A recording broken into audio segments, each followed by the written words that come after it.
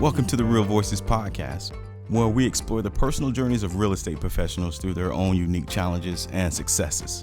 Real Voices is brought to you by Equitable Title and Escrow, providing a better approach to title and escrow through team support and innovative services. Welcome to another great episode. We have another great guest with us. We have Stephan Liby with us. I say that correctly, right, Stephan? Yes. Awesome. Thanks for joining us. Appreciate you being on. Tell us a little bit about yourself. How long have you been in the industry? What got you in? And who do you serve? Yeah.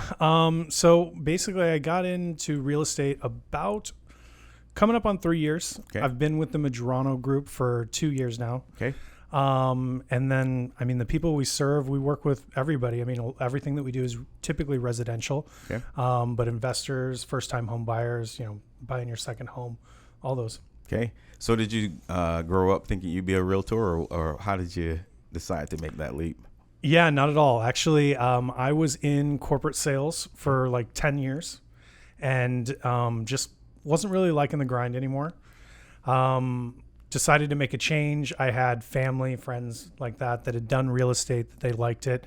So I just started asking a lot of questions and got me interested. And I thought, hey, well, I'll get my real estate license and just see how it goes and see if I want to leave my job. And, I got a taste for it and I loved it. And it's a different type of sales. I'm good at sales, but this is something to where I'm never high pressure with a client or anything like that.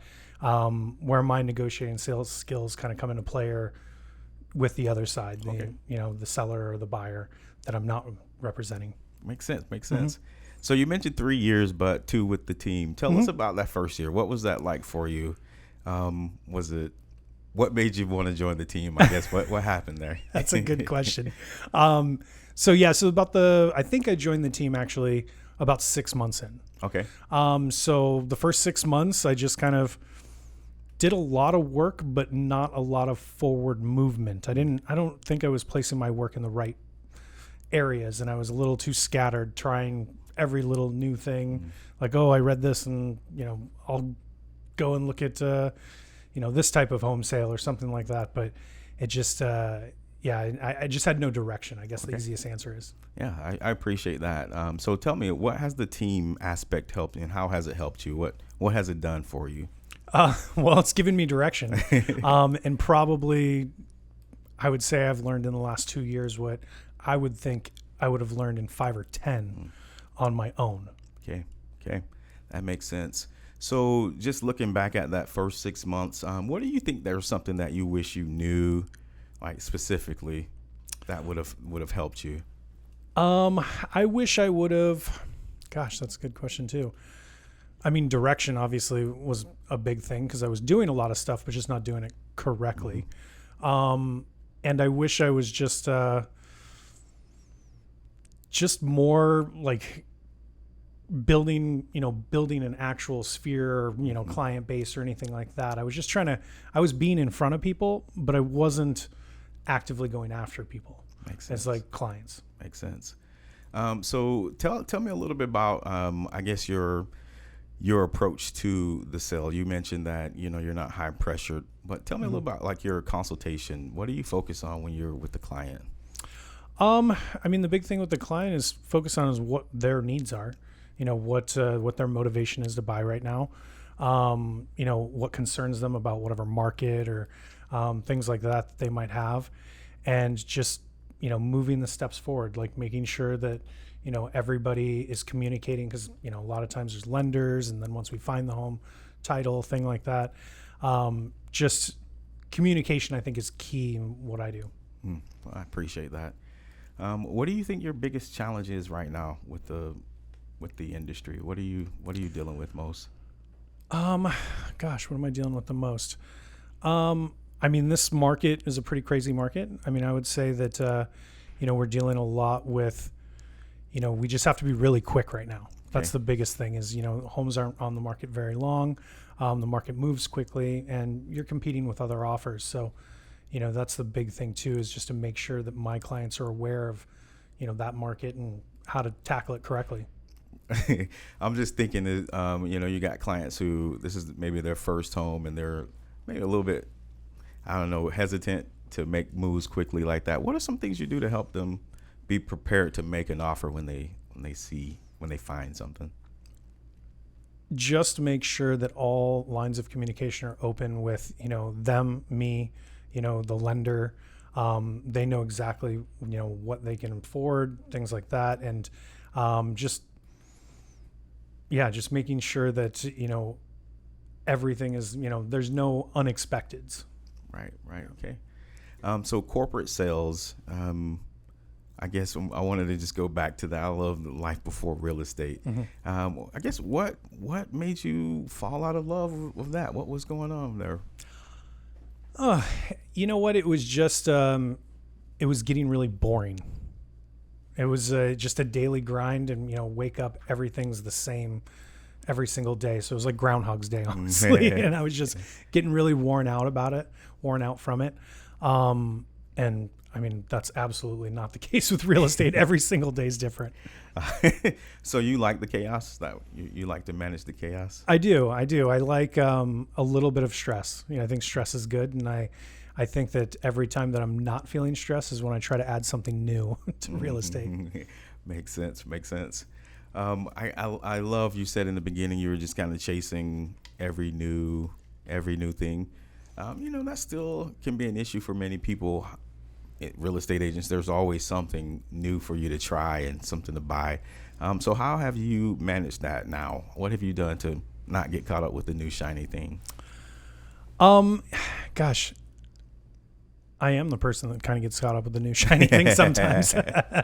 But I would say the big thing is just to know where the core of my business is, and I do like trying new things. I like learning as many different aspects of real estate that I can, but just knowing where the core of my business is, which is residential real estate, finding buyers and sellers, getting them into homes. I keep my focus on that primarily. And, if I'm trying new things, then I'll set time aside for that. Okay. Thank you. So you mentioned that this wasn't obviously your dream as a kid. What did that look like? What did you think you were going to be when you're, an adult? You know what? I went to college for computer science. I thought I was going to be a programmer, but yeah, I didn't. I went to college for that, and then I quickly moved over to business school once I realized the math that was involved. So it was only the math. It wasn't the money. That wasn't it. No, I don't think I actually just had a love for computers and thought that's what I wanted to do, but in the end, I was like, well, not really. Okay. I wasn't going to be the guy that was going to be the programmer behind a desk all day. That wasn't me. Okay. Makes sense. Well, as a kid, dreaming of being a computer guy, who was your role model? Who did you look up to as a kid? And, who was that person for you? That sounds goofy. So I actually, when I was in college, I taught martial arts and did martial arts most of my life. So I guess a big inspiration would be like Bruce Lee. Okay. I think he said a lot of cool things, and obviously he was icon in the sport. So he was definitely an idol for me when I was a kid. Awesome. I love his quote about water. That whatever you put water in, it takes the shape of that thing, and he's like, be water, my friend. Yeah. I like that. Thank you. Yeah, Bruce Lee, huh? Cool.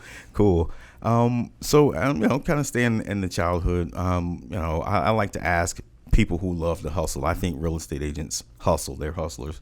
So as a kid, what did you do to help earn a buck, or how did you put money in your pocket as a kid? What was something you did?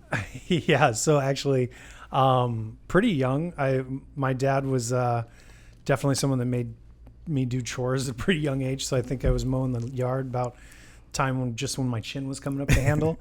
And I started mowing neighbors' yards, things like that. And so by the time I was like 16, 17 and I was getting a real job, I realized how much money I was making I was making, a couple $100 a month as a 14 to 16 years old. So I guess that was my first hustle. Wow, nice. It's funny, you're thinking, oh, man, I'm making more money doing this than going to get a real job. Then, huh? Yeah, definitely minimum wage at that time. It wasn't much more. Awesome.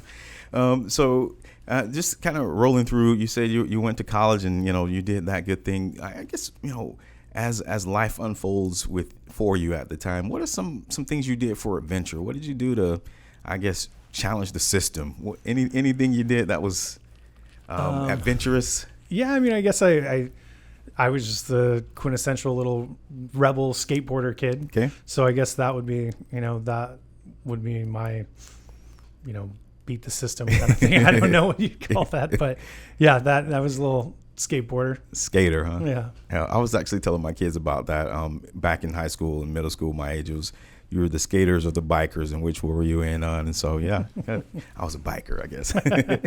Never got a chance to skate.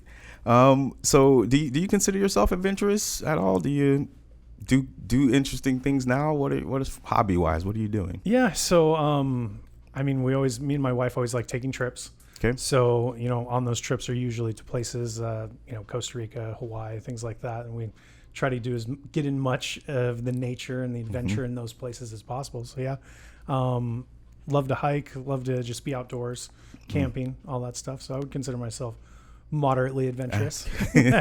It's glamping a little bit. Cool. Yeah. I always think about, we're so busy, we're hustling all the time. What do you do to keep yourself grounded? Do you have anything or traditions or anything you do to keep yourself grounded and mindful? Yeah, my wife and my 2 kids. We try as I am busy, but at least several times a week, we are together, dinner table, even if I have to leave for work after that, that's definitely the grounded part is I try to be with my family and set a time aside for them for quality time, not just, sitting around. We try to do things, get outdoors, eat dinners together. They're my ground, I would say. Good. So what do you think, if I was able to, interview your kids, what is something you think they say that you're always harping on, that you're trying to explain and teach to them? Probably not always, but I can tell you the new thing where my older daughter, we're trying to, teach her priorities, coming home and doing the homework and, getting things, her chores done before, she sits down, stares at a TV or, goes and jumps on the trampoline. And my younger daughter, so she's just about to turn 4, and we're focusing on her just like not being the baby anymore. She likes to have temper tantrums, things like that still. So we're like, you're getting a little old for that. So yeah, those are the things that we're working on now for them. Yeah. Kids. In your business, what do you feel like your greatest accomplishment has been overcoming these challenges that you face? What do you feel your greatest accomplishment? Gosh, I would say my greatest accomplishment right now is, I've gotten the opportunity, because on the team that we're on, that I'm starting to mentor people. So it's for me, that feels great just because I feel like I've gotten to the level where I know enough that my mentor taught me enough that he's like kind of passing the torch and letting me teach the newer agents and show them kind of what he showed me in the beginning. So that right now in my career is my greatest accomplishment. Okay. Where do you see yourself? I guess, where do you see your career going? What do you think you're looking to accomplish here?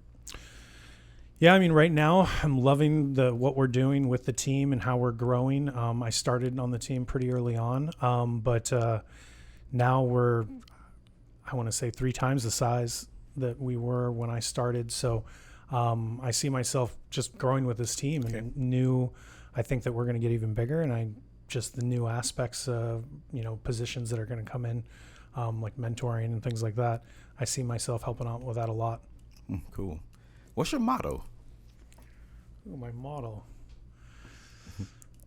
Do you have one? No, I don't. I think we all do. We just may not know what it is, though. Yeah. No, I'll have to think about that. I need a motto. Yeah. I'm glad I could help you with that. Yeah. So, do you get to read books much? Do you dive into the print? I do. I'm always trying to read something, if that be something that helps me personally or something that helps me grow in the business. Yeah. Is there a book at all that's touched you? It could be any time in your life. Is there a book that you just like, man, I like that one?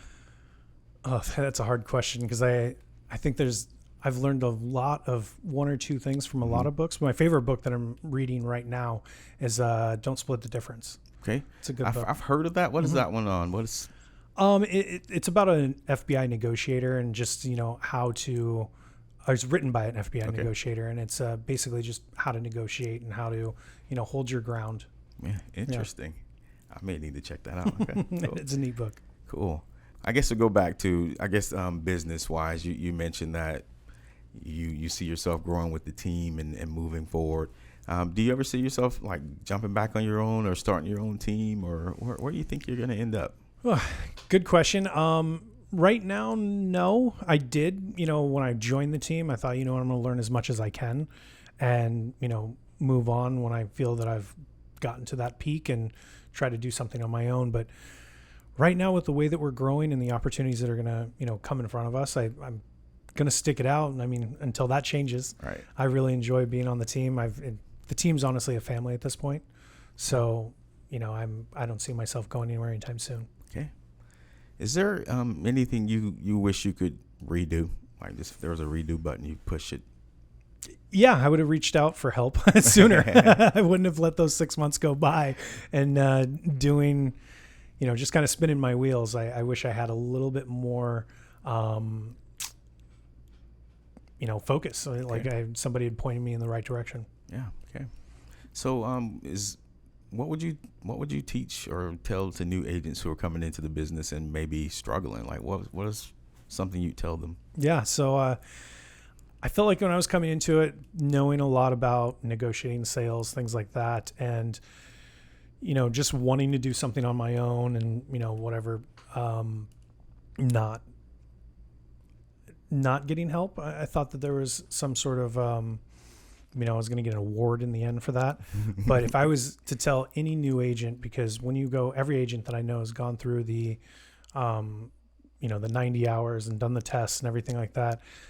Those all tell you the laws and stuff, but they don't tell you how to be an agent, like how to really start growing your business. And if I would recommend anybody, is just like at least do some sort of mentorship program for the first few transactions, because it's absolutely necessary.